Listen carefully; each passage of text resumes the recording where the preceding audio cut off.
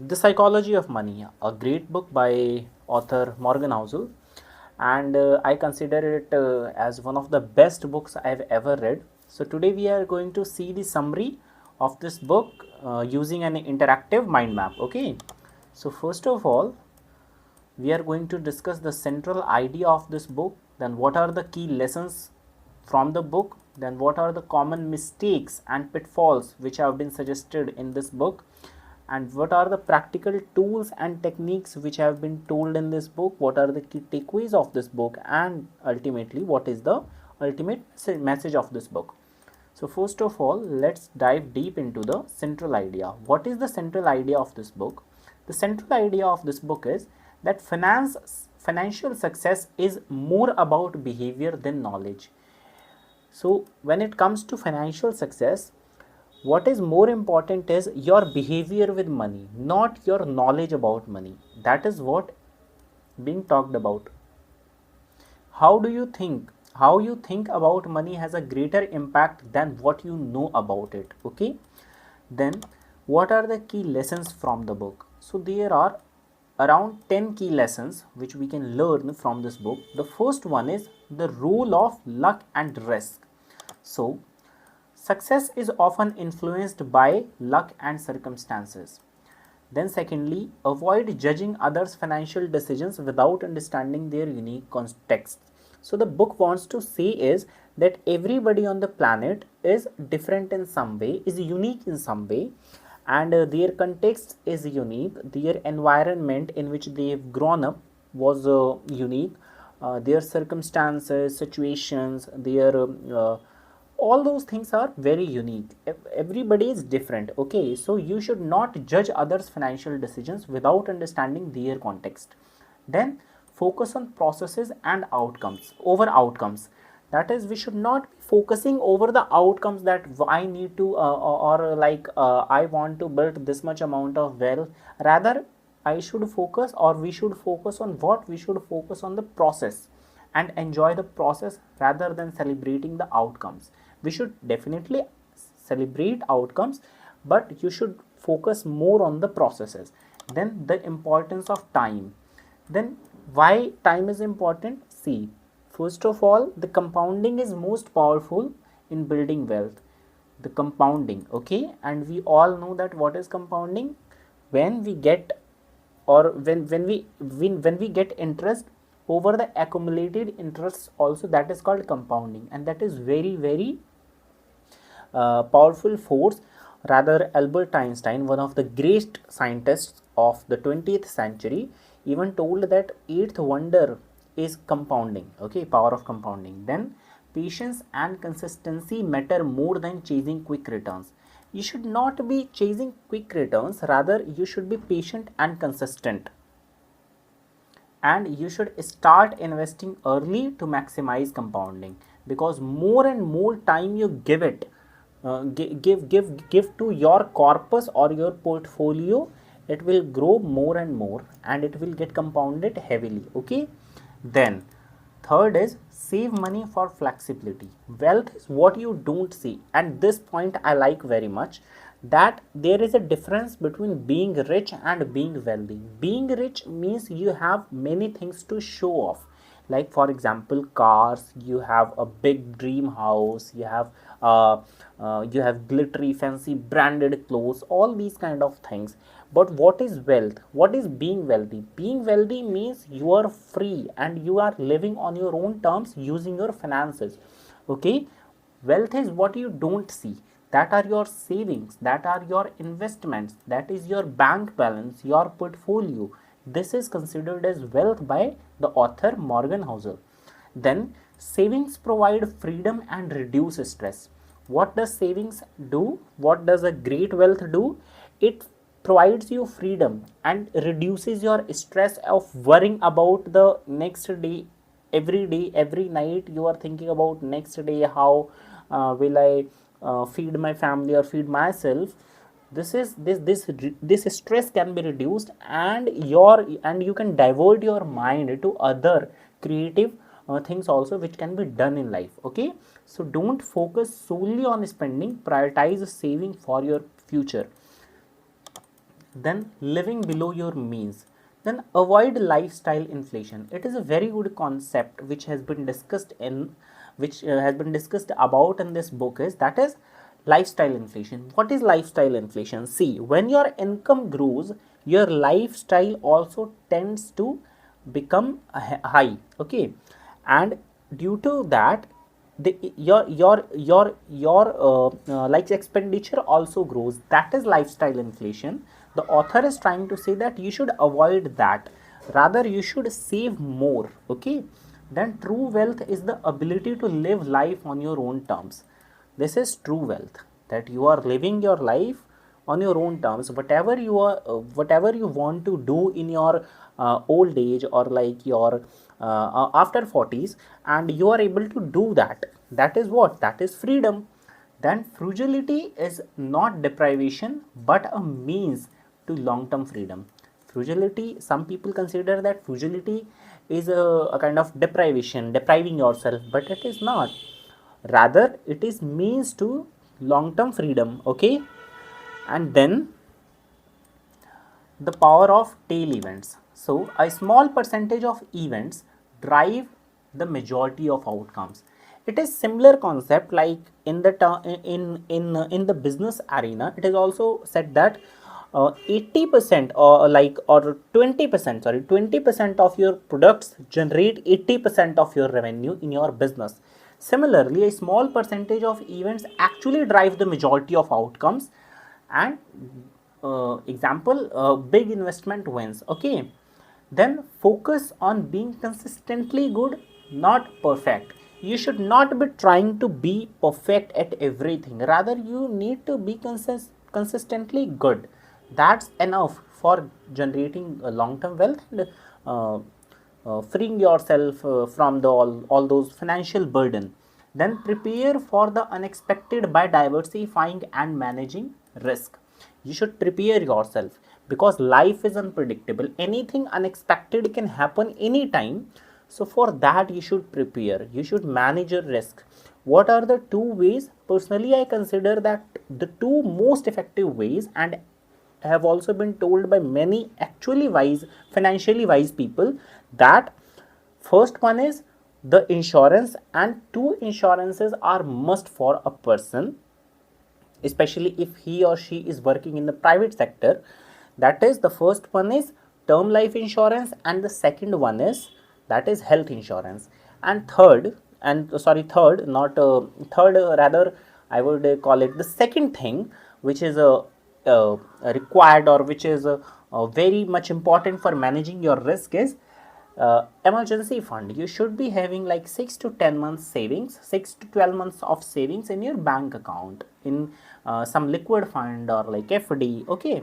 Then investing is personal. There is no one size fits all strategy. See, as the author says, that everybody on this planet is unique, so it can't be like one size it fitting all. Everybody has its own, should be having his or her own strategy, okay. Your financial decisions should not reflect your, should reflect your goals, your values, your circumstances, because everybody's circumstances, values and goals are different. So your financial decisions should reflect your. Avoid comparing or copying your journey with others. You should not be comparing yourself or copying others, okay. Then, and that's why the lesson from the book is, that is, investing is personal. Now, the seduction of greed. See, knowing when to stop is crucial for preserving wealth. What happens, what tends to happen is, first a person becomes very much wealthy, and then he or she starts losing that wealth. Why? Because he is trying to be over greedy, he is taking unnecessary risks. All these things should be avoided. Avoid taking unnecessary risks once your financial goals are secure. Suppose I have set a financial goal for my 40s, or like for my 50s, or like retirement, and then I have met that particular goal. Now you should not take unnecessary risks, you should not be over greedy, you should say that enough. And that's why it is being told that enough is the antidote to endless ambitions. Because see, our mind can actually imagine anything. So it can be, it is actually, it is very ambitious. So you should say what? You should say enough. This is enough for me. I have set a particular goal. I have reached that financial goal, and now I don't want, or I don't want any other, like I don't want to be more greedy and chasing quick and greater returns. That's it. Now, the value of humility. Okay, what is the value of humility? Acknowledge what you don't know. See, there are lakhs and crores and billions of people on the earth. Anybody cannot know about everything. Okay, so there is so much knowledge, so much facts in this universe, or suppose even earth too, and you should not be and you are not likely to know everything. So you should acknowledge that yes, there are many and many things, 99% of the things which I don't know. So stay humble in the face of market unpredictability. Many people are trying to do what? They are trying to time the market, and that's what is the basic concept, I think, of trading is. As much as I understand trading, that they are trying to time the market. See, there are millions and billions of factors, or even there is so much factors working behind the stock market, and then you are trying to predict. So it is virtually impossible for a person. Plus at the same time, trading, what why I personally don't like trading is, trading does not have any exit point by booking the profit. You can't escape, or you can't exit trading with profit in your hand. You will always and always exit trading just by losing a great amount of money, time, energy. Okay, so that's why I don't like trading. And in trading, what they do, they are trying to time the market. So you should regularly reassess your strategies and adjust as needed. The way you need to adjust it, you adjust. Okay, then the power of patience. You should be very patient while dealing with money. Long term thinking leads to better financial outcomes. You should not be thinking in the short term, and avoid overreacting to short term market volatility. Market is very volatile, as said by the Benjamin Graham sir, that Mr. Market is very moody. Okay, he is very moody, and that's why market is very volatile. Today you invest 1000 rupees, and tomorrow it will become like 1100, and or even 900. So you should not be overreacting to these things. In the long run, you should think that yes, stock market will rise up only, and wealth building takes decades, not years. People come to the stock market, people come to invest their come to park some of their money in some instruments, and they think that yes, in some years they are going to gain much, or they are going to make returns, and then they will exit by profit booking. It does not happen like this. Wealth building actually takes decades and not only years. Okay, and understanding your financial psychology. You should be understanding your own financial psychology. What are your biases? What are, you should avoid those biases. So let's see this. Everyone's relationship with money is shaped by their unique experiences. So everybody has his own experiences. Like some people have lost money in the stock market or some instrument, somebody lost some money in the gold, like these kind of things. So everybody's relationship with money is shaped by their unique experiences. So reflect your money mindset and identify biases. What are biases? Biases are, like, some people are too conservative while making investments. Like they will say that no, stock market is a complete gamble place, these are just for gamblers. No. And some people are over greedy, they are just trying to predict the market and doing trading and all those stuff. That the both way you should not be thinking. You should follow a long term approach. I think personally I consider mutual funds the best investment. And you should identify those biases, like which biases do you live with. Then self awareness is key to making better financial decisions. You should be self aware. What are your biases? What are your experiences? What are your circumstances, situations, your goals, your ideas, all those things. Okay, and so now we have seen the key lessons, and now we are going to see the common mistakes and pitfalls which have been told. So there are basically four mistakes or pitfalls which have been highlighted in this book. The first one is overconfidence. See, thinking you can predict the market consistently, it is what? It is overconfidence. You can't, actually you can't, but you are trying to, you are going to fail, you are bound to fail. Then short term focus, making decisions based on immediate gratification or fear. Okay, then following the crowd, what we tend to do is we copy others without understanding our own needs. But you should not be doing that. You should not copy others. Everybody's context is different, everybody's everybody's goals, everybody's situations are different. So you should not be following the crowd. Actually, Benjamin Graham sir says, or Warren Buffett sir says, basically not Benjamin Graham, Warren Buffett sir says that be fearful when others are greedy and be greedy when others are fearful. What does it mean? Do not follow the crowd. When crowd is greedy in the market, you should be fearful. And when the crowd is fearful, now you have to be greedy. This is the basic concept behind building long term wealth. So don't copy others. Okay, then neglecting safety. You should not be you should not be ignoring emergency funds or underestimating risk. You should not be ignoring the importance of insurance. Otherwise your whole corpus, your whole portfolio will collapse like house of cards. Okay, once an unexpected event happens in your life.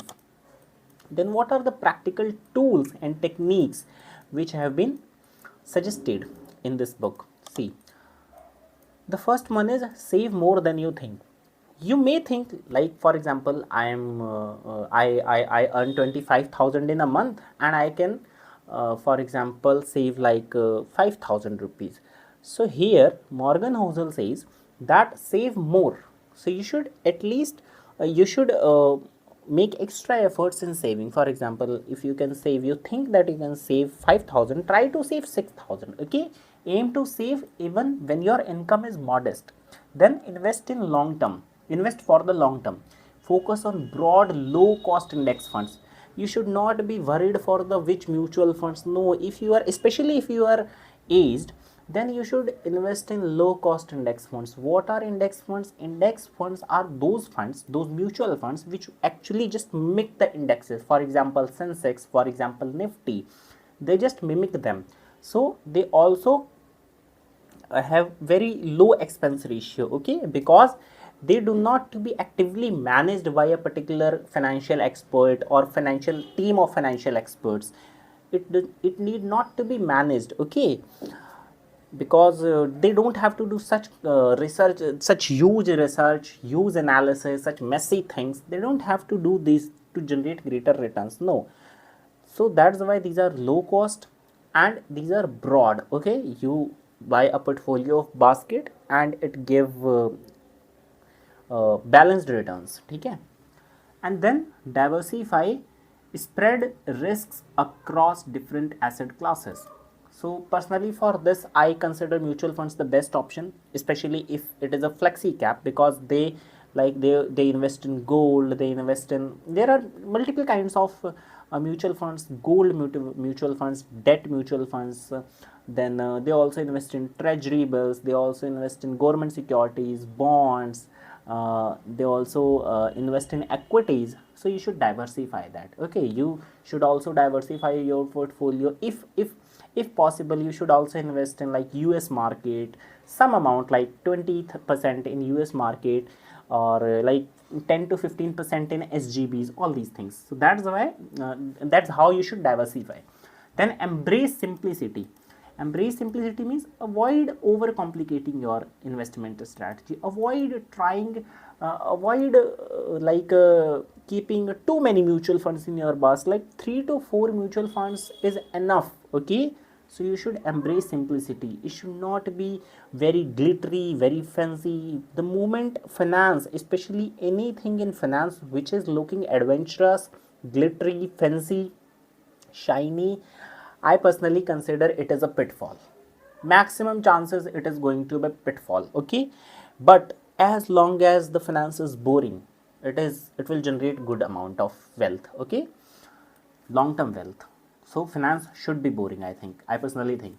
Then key takeaways: money's greatest value is the freedom it provides. It is not the things, it is not the lifestyle. Rather, what is it? It is freedom to live on your own terms. Then financial success is not about high IQ but emotional control. You should be disciplined in, like, doing the SIPs. What are these? Systematic investment plan. You should be disciplined.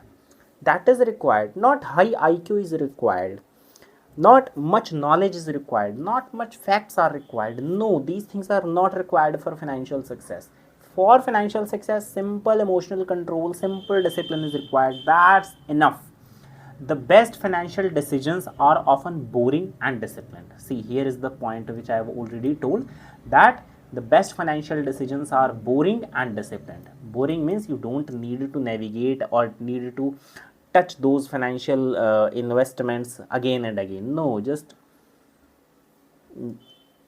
live in boredom. Okay. Now learn to imbalance ambition. Learn to balance ambition with gratitude and contentment. If your ambition is achieved, you should be thankful to God.